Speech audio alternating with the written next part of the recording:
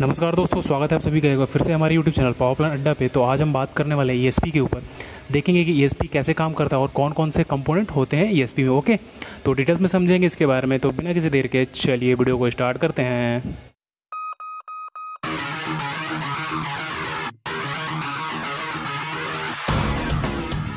तो बात करते हैं ESP के ऊपर। तो नॉर्मली हम ESP इसलिए यूज़ करते हैं कि जो भी हमारा पावर प्लांट है वहाँ से जो हमारी फ्लू गैसेस निकलती है, ओके, तो फ्लू गैसेस में जो ड्राई पार्टिकल्स हैं या फिर जो हैवी पार्टिकल्स हैं उनको हम रिमूव कर सकें, ठीक ना, क्योंकि वो डायरेक्टली एटमॉस्फेयर में जाएंगी तो क्या होगा, पॉल्यूशन होगा। ओके, तो पॉल्यूशन को कंट्रोल करने के लिए हम आपका ESP यूज़ करते हैं। ओके, तो जो हमारा जो ESP है, ESP में जो फ्लू गैस आता है वो आपका आफ्टर APH आएगा, ठीक ना। तो आफ्टर APH जब वो ESP में आता है तो सबसे पहले वो GD स्क्रीन से होके पास होता है, ठीक ना। GD स्क्रीन मतलब गैस डिस्ट्रीब्यूशन स्क्रीन होता है, ठीक ना। आप देख सकते हैं फोटो में।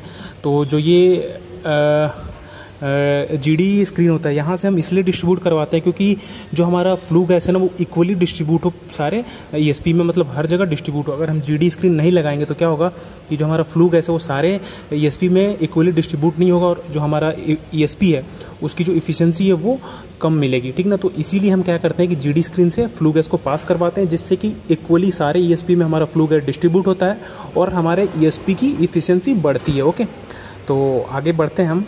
देखिए ESP में क्या होता है कि हमारा दो टाइप के इलेक्ट्रोड होते हैं, एक तो कलेक्टिंग इलेक्ट्रोड होता है और एक डिस्चार्ज इलेक्ट्रोड होता है। ओके, तो इसमें आप देख सकते हैं कि जो आपको ये प्लेटें दिख रही है ना सीरीज़ में वर्टिकल, ये आपका कलेक्टिंग इलेक्ट्रोड है और उनके बीच में जो आपको ये रॉड दिख रहा है, ठीक ना, रॉड, ये हमारा डिस्चार्ज इलेक्ट्रोड है। ओके, और क्या होता है कि ये मैं टॉप से दिखा रहा हूँ आपको, ESP के टॉप से।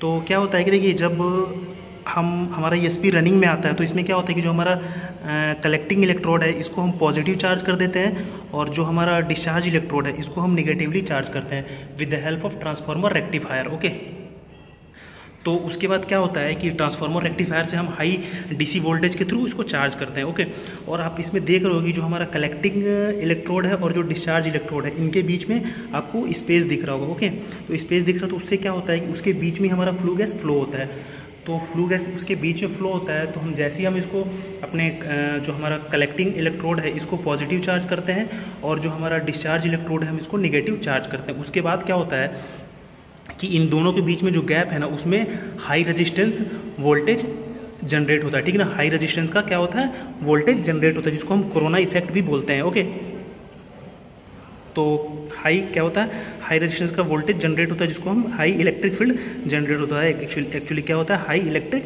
फील्ड जनरेट होता है।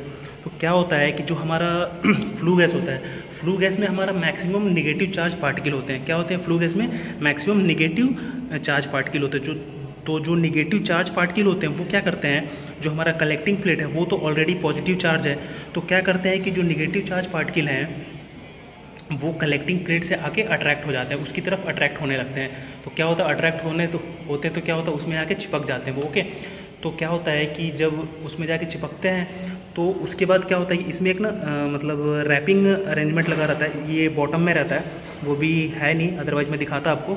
तो क्या होता है कि रैपिंग अरेंजमेंट एक कंटिन्यू एक सम इंटरवल के बाद वो जो हमारा कलेक्टिंग प्लेट है उसको स्ट्राइक करते रहता है, ठीक ना। तो स्ट्राइक करता है तो उससे क्या होता है कि जो हमारा स्ट्राइक करते रहता है, दैट मीन्स कि उसमें वाइब्रेशन आते रहता है, जो हमारा कलेक्टिंग प्लेट है उसमें वाइब्रेशन आता है। तो क्या होता है कि जितने भी पार्टिकल्स डिपॉजिट रहते हैं उसके ऊपर, कलेक्टिंग प्लेट के ऊपर, वो सारे निकल जाते हैं वहाँ से और नीचे हॉपर में गिर जाते हैं। तो हमने देखा कि कैसे हमारा जो ESP वर्क करता है। एक इसमें हमारा कलेक्टिंग प्लेट है और एक डिस्चार्ज इलेक्ट्रोड है। तो जो हमारा कलेक्टिंग प्लेट है वो पॉजिटिव चार्ज है और जो डिस्चार्ज इलेक्ट्रोड है वो नेगेटिव चार्ज है with the help of transformer rectifier high voltage DC current. Okay, और इन दोनों के बीच से हमारा फ्लू गैस डिस्ट्रीब्यूट होता है और इन दोनों के बीच में हाई इलेक्ट्रिक रेजिस्टेंस जनरेट होता है, जिसको हम कोरोना भी बोलते हैं, कोरोना इफेक्ट, ठीक ना। तो कोरोना इफेक्ट बोलते हैं। और जो हमारे फ्लू गैस हैं, फ्लू गैस में मैक्सिमम पार्टिकल्स आपके नेगेटिव चार्ज होते हैं। मैक्सिमम पार्टिकल्स कैसे होते हैं, नेगेटिवली चार्ज रहते हैं। तो क्या होता है कि जैसे ही हमारा फ्लू गैस इसके बीच से होकर फ्लो होता है तो जो निगेटिव पार्टिकल्स हैं वो कलेक्टिंग प्लेट जो है हमारा ऑलरेडी पॉजिटिव चार्ज है तो उसकी तरफ अट्रैक्ट होते हैं, निगेटिव से पॉजिटिव की तरफ अट्रैक्ट होते हैं। तो क्या होता है कि वहाँ पे आके वो चिपक जाते हैं, कलेक्टिंग प्लेट पे आके चिपक जाते हैं। ओके, तो जो हमारा ESP है, ESP में हमारा फ्लू गैस की वेलोसिटी भी इंपॉर्टेंट रोल प्ले करती है। इसीलिए हम जहाँ हमारा फ्लू गैस का इनलेट है, जैसे ही हमारा APH के बाद जब ESP में फ्लू गैस आता है वहाँ पे हम GD प्लेट लगाते हैं। क्यों? क्योंकि जो हमारा फ्लू गैस की वेलोसिटी है APH में हमारा 10 से 12 मीटर पर सेकेंड की रहती है। ओके, तो उसके बाद अगर हम उतने तेज़ वेलोसिटी से अगर हम ESP में फ्लो करवाएंगे तो क्या होगा कि जो फ्लू गैस को उतना टाइम नहीं मिलेगा चार्ज होने के लिए। टाइम नहीं मिलेगा तो क्या होगा, वो मतलब टाइम नहीं मिलेगा तो क्या होगा, वो अट्रैक्ट नहीं होगा जो हमारा कलेक्टिंग प्लेट है। तो इससे क्या होगा कि हमारे जो फ्लू ESP की इफिशियंसी है वो रिड्यूस हो जाएगी। इसीलिए हम GD प्लेट लगाते हैं ताकि हमारे एक तो फ्लू गैस की वेलोसिटी भी कम हो जाए और इक्वली चारों तरफ ESP में डिस्ट्रीब्यूट हो जाए हमारा flue gas. Okay, GD plate हम इसीलिए लगाते हैं ताकि हमारा जो फ्लू गैस की वेलोसिटी है वो भी थोड़ी रिड्यूस हो जाए और वो इक्वली चारों तरफ ESP में डिस्ट्रीब्यूट हो जाए, जिससे ESP की इफिशियंसी बढ़ जाए। ओके, तो ये तो बात की हमने ESP के बारे में कि कैसे हमारा फ्लू गैस आता है और हमारा कलेक्टिंग प्लेट कैसा दिखता है और डिस्चार्ज इलेक्ट्रोड कैसा दिखता है। ओके, एक्चुअली आप बुक में देखेंगे तो वो डायग्राम तो बनाया बट एक्चुअली इमेजिनेशन नहीं हो पाता, इसीलिए मैंने आपको लाइव दिखाया, तो ये आपको समझ में आ गया होगा। अभी मैं आपको जो रैपिंग अरेंजमेंट रहता है उसका जो उसके लिए जो सिस्टम लगा रहता है इलेक्ट्रिक सिस्टम, वो मैं दिखाता हूँ आपको।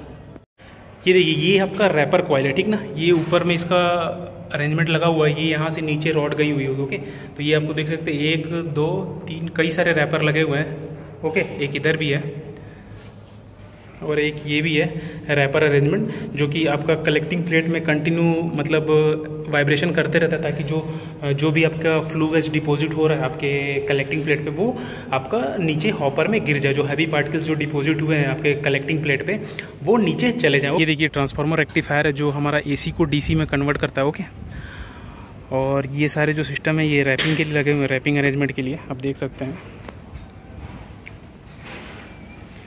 ये आपका ब्लोअर लगा हुआ है,